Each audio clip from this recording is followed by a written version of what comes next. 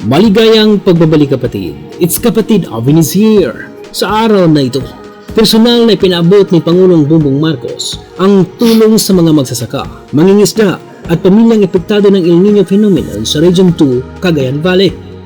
Sa isang programa sa Iligan City Community Center sa lungsod ng Iligan, Isabela noong June 10, 2024. Bilang pagtupad sa pangako ng administrasyon na magbigay ng agarang pagtugon sa mga komunidad na tinamaan ng tagtuyot. Gayon din, upang higit na bigyang kapangyarihan ang mga manggagawang pang-agrikultura ng bansa sa ilalim ng bagong Pilipinas Vision. Ibinigay ng Pangulo ang mga makinarya, kagamitan at toolkit na sakahan at pangingisda sa mga benepisyaryo ng iba't ibang mga ahensya ng gobyerno. Bukod sa mga ito, pinangunahan ng punong tagapagpaganap ang seremonyal na pamamahagi ng tulong ng Pangulo na nagkakahalaga ng 10,000 bawat isa sa 10 benepisyaryo mula sa mga lalawigan ng Isabela, Cagayan, Nueva Vizcaya at Quirino. 15 million bawat isa sa mga pamahalaang panlalawigan ng Isabela, Cagayan at Nueva Vizcaya. 10 million sa pamahalaang panlalawigan ng Batanes at 30.92 million sa pamahalaang panlalawigan ng Quirino. Kasama rin sa iba pang ahensya ng gobyerno na magbibigay ng iba't ibang tulong ay ang Department of Social Welfare and Development o DSWD, Department of Labor and Employment o DOLE, at ang Office of House Speaker Ferdinand Martin Romualdez. Mga kapatid, panoorin natin ang video na ito. Ako'y nagagalak na makiisa sa ating mga kababayan sa Isabela upang maghandog ng tulong mula sa pamahalaan at mailapit ang aming serbisyo lalong-lalo na sa ating mga magsasaka, ang mga mangingisda at sa kanilang mga pamilya. Hindi man lingid sa kalaman at ng nakakarami, malaki ang ginagampanan ng aking ama si Pangulong Ferdinand Marcos Sr. sa pagpapayabong ng iba't ibang industriya sa inyong probinsya sa buong Cagayan Valley.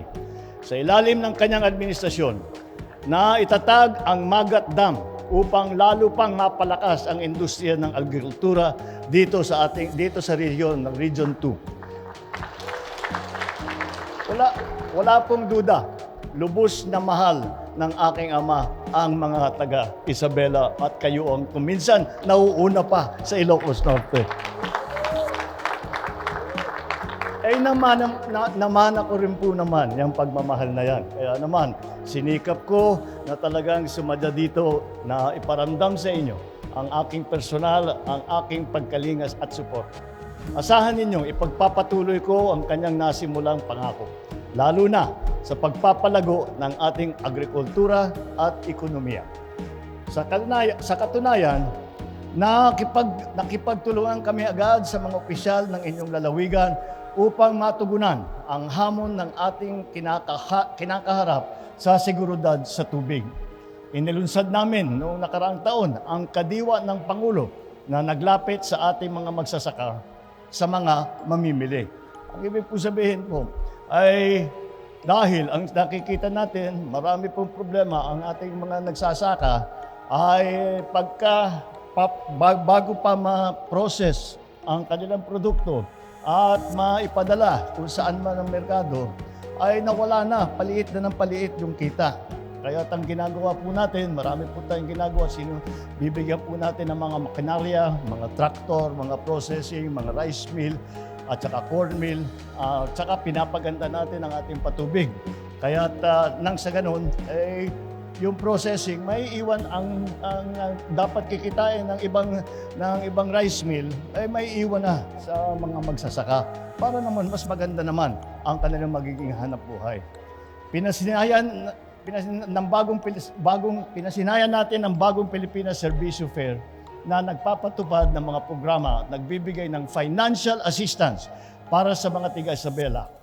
Makakaasa ang ating mga magsasaka na patuloy pa rin na makikinabang sila sa Rice Competitive Enhancement Fund sa kabila ng planong pagbaba sa taripa sa bigas. Ito ang mga naging hakbang ng pamahalaan upang mapalawig ang inyong kakayahan at kabuhayan, mapalakas ang ating ekonomiya at maisulong ang mas masaganang buhay para sa bawat mamamayan ng Isabela. At kasama rin doon ay makakatiyak tayo na meron sapat na food supply ang ating mga kababayan. Bagamat patuloy ang ating pagsisikap patungo sa bagong Pilipinas, batid ko na pagsubok na hinaharap ng Isabela. Noong nakaraang buwan ng Abril, naideklara ng 37 bayan sa inyong probinsya na isinailalim sa state of calamity dahil sa tagtuyot na dala ng El Nino. Halos 48,000 na pamilya ay naapektuhan sa buong Cagayan Valley. Mahigit 2 bilyong piso na ang nalugi sa sektor ng agrikultura, samantalang tinatayang 43,000 magsasaka at mangingisda ang naapektuhan dito. Laking pasasalamat ko sa DH, Department of Agriculture, at Department of National Defense, Philippine Air Force dahil ginagabayan nila kayo simula po ng Pebrero kahit hindi na maideklara ang state of calamity sa inyong mga bayan sa pamamagitan ng cloud seeding operation na naitupad sa Southern Cagayan at sa Northern Isabela. Sa araw naman na ito, maghahandog kami ng karagdagang tulong sa ating mga magsasaka, mangingisda at sa kanilang mga pamilya na kasama natin dito ngayon. Nilalayo naming maibsan ang hirap ng inyong nararanasan dahil sa El Nino nang sa gayon ay makabangon at muli makabalik ang kasaganahan ng inyong kabuhayan. Kung susumahin, aabot sa mahigit 176 na milyong piso ang hinanda ng DSWD bilang standby fund at stockpile para sa Region 2.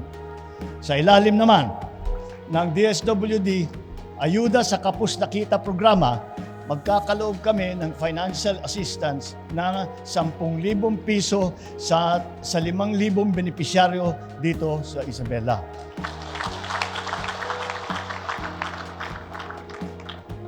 Nabibigyan din natin ng bawat isa na nandito ngayon ng 5 kilong bigas at ito naman ay dala ng ating House Speaker, Speaker Martin Romualdez.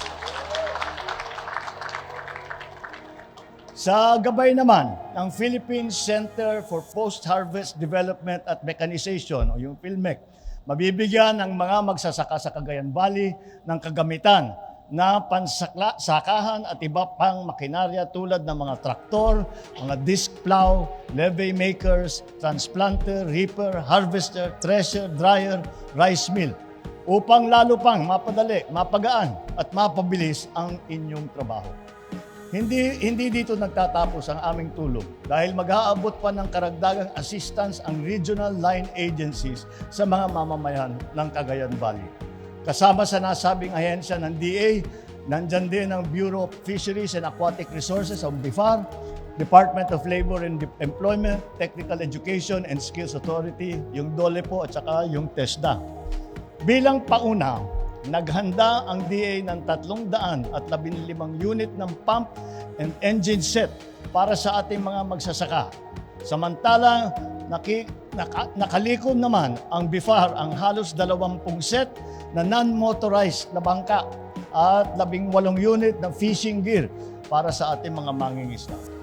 Nakikiisa din ang DOLE na mamahagi ng halos 6 na milyong pisong halaga na tulong para sa mahigit 300 benepisyaryo ng tulong panghanap buhay sa ating Disadvantaged Displaced Workers Program o yung TUPAD. Magpapamigay din ng 25 toolkit ang TESDA para sa mga napiling benepisyaryo sa ilalim ng RCEF. Mamamahagi din tayo ng Presidential Assistance to Farmers and Fisherfolk na aabot ng 171 milyong piso upang bigyan ng tigsa 10,000 ang bawat DA at DSWD validated beneficiary dito sa Cagayan Valley. Ito po ay bukod pa sa yung binibigay natin na assistance na IX na tupad. Ito pa yung dala po ng speaker ng bigas. Ito po naman ay galing sa aking tanggapan. dahil po tinitingnan po namin ang mga binibigay na tulong ng iba't ibang departamento.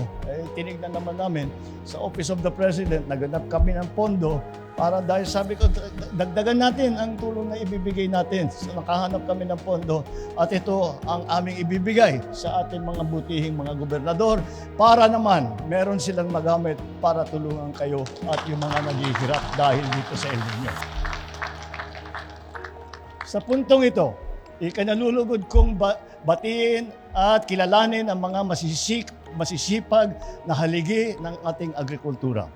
Mula sa ating mga magsasaka na pilit na ipinasusulong ang kanilang ani bawat araw hanggang sa ating mga mangingisda na nagsusumikap anuman o saan man sila dalhin ng alon. Makakaasa kayo na patuloy na magtutulungan ang mga ahensya ng pamahalaan at lalong-lalo ng local government unit.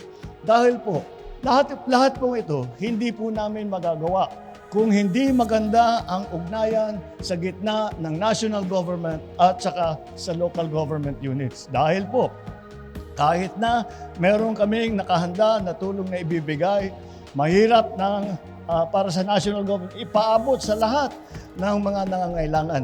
Diyan po, at yung local government units din, ang ating mga gobernador, pati yung mga congressman, ay sila naman ay sila ang nagsasabi sa atin, dito maraming tinamaan, dito ang kailangan ganito.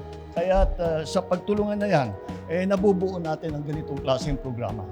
Patuloy ang aming paghatid na nag-uumapaw na suporta, na tulong para madoble ang inyong ani at bumaba ang presyo ng mga bilihin. Isa na sa mga inisyatibong ito ay ang Philippine Rural Development Project at National Rice Program. Bukas din ang pinto ng DA at iba pang mga sangay ng pamahalaan sa inyong mga tanong, problema at iba pang pangangailangan sa pagsasaka.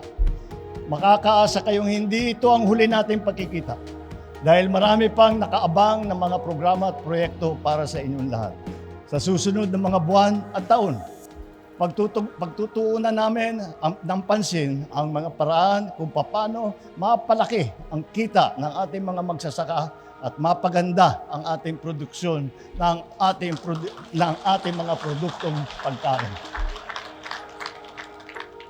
Magtatatag tayo ng bago at makabagong irrigation facilities at isasaayos ang ating mga infrastrukturang nangangailangan ng renovation at makabagong mekanismo. Aayusin din natin ang ating mga agricultural logistics at supply chain. Daragdagan ang ating mga farm-to-market roads at magtatayo rin tayo ng post-harvest facilities upang mas maging maayos at mabilis ang paghatid ng ating produkto sa merkado. Pagtitibayin din namin ang mga paraan upang mas mapataba ang ating mga lupa, maging mas dekalidad ang ating mga ani at mas matalino ang paggamit ng ating yamang tubig. Ipapatupad din natin ang mas makabagong pamamaraan sa agrikultura sa pamamagitan ng itinatawag na science-based at climate resilient farming technologies at pagbibigay ng karagdagang training nang sa ganun ay lumawak pa ang kaalaman at abilidad ng ating mga magsasaka. Marami po tayo, ang mga dalubhasa, mga nagre-research, ating mga scientists, ay pinag-aaralan nila dahil ganito, nagtutuyot na susunod na yan, darating na ang tag-ulan. Ang sabi nila, La Nina daw, sobra naman yung tubig. Kaya ay kailangan din natin na meron tayong mga bagong klase na variety, hindi lang bigas, kung hindi pati sa gulay, pati sa mais, itong lahat ay para hindi naman nasisira kapag naging tuyo o pagka nabaha. Kaya ito ay pinag-aaralan na mabuti.